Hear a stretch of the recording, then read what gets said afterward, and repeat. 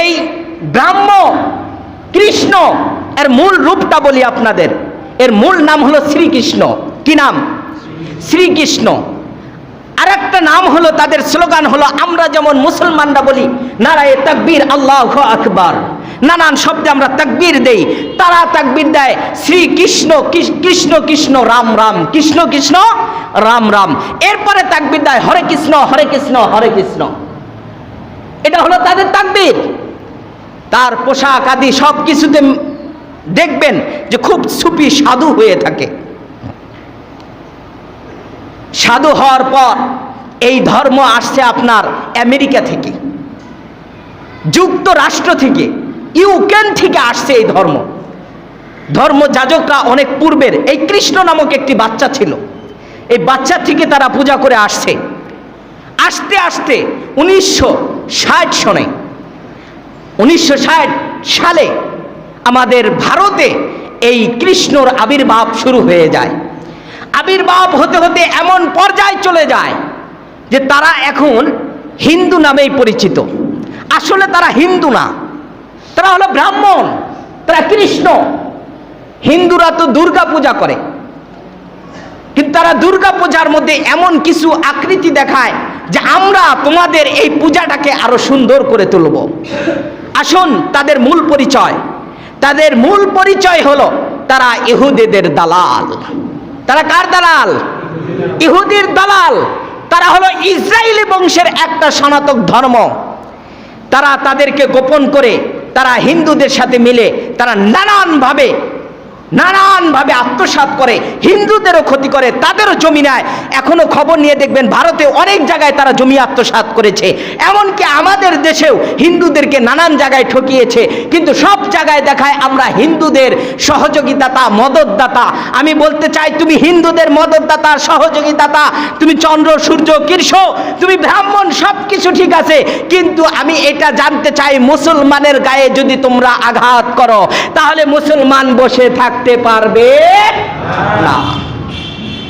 আসুন, মঙ্গলবারের ইতিহাস। এই মঙ্গলবারে চট্টগ্রামে সাইফুল ইসলাম আলিফ, অ্যাডভোকেট সাইফুল ইসলাম আলিফ, তাকে যেভাবে কুপিয়ে হত্যা করা হয়েছে, এটাকে মুসলমান সহ্য করতে পারে? কথা বলেন, পারে? আমাদের দেশ, আমরা মুসলিম কান্ট্রি যদিও দাবি না করি, কিন্তু মুসলিম শাসিতভাবে আমরা চলতে চাই, ঠিক কিনা বলেন? আমাদের দেশে 99% মুসলমান। এখানে আওয়ামী লীগ, বিএনপি, হিন্দু, মুসলমান, জাতীয় পার্টি, আমি কোনো পার্টিকে বলবো না। আমাদের দেশে বসবাস করার পর আমাদের মুসলমানকে তোমরা এইভাবে গলা কেটে হত্যা করবে, বলি করবে, আর মুসলমান বসে বসে আঙ্গুল চুষবে, এটা হতে পারে? হতে পারে না। আলিফ এটা সাধারণ কোনো অ্যাডভোকেট না। আপনারা দেখবেন জাতীয় পর্যায়ে, আমাদের সরকারি পর্যায়ে একজন অ্যাডভোকেট, উকিল, তার একটা মর্যাদা রয়েছে। সে কেমন মুসলমান এটা আমার জানার বিষয় না, কিন্তু মুসলমানের সন্তান এটা আমার জানার বিষয়। একজন মুসলমানকে তোমরা হত্যা করেছো, আর তোমাকে নিয়ে আমরা সুন্দর পরামর্শ দেব, এটা তো হতে পারে না। আমাদের পরামর্শ হলো এটার বিচার করতে হবে, ঠিক কিনা বলেন? এই ইসকন নামক যে গোষ্ঠী রয়েছে, এই ইসকন নামক যে গোত্র রয়েছে, ইসকন নামক যে সংস্থা রয়েছে, এই সংস্থা বাংলার জমিনে বয়কট করতে হবে।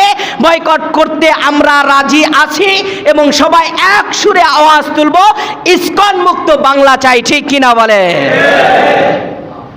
আমরা ইসকন চাই না। আসুন, আমাদের ব্র্যাকের ভাইরা, এই ব্র্যাকের ভাইদের মূল সূত্র হলো ইসকনের সাথে।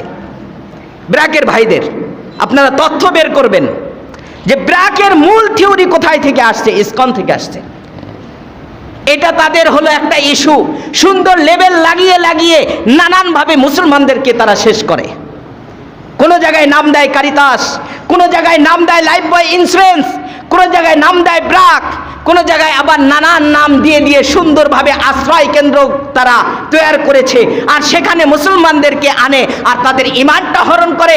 শুধু ঈমান না, তাদের অর্থও টেনে নেয়।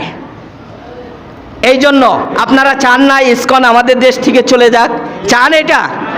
আসুন।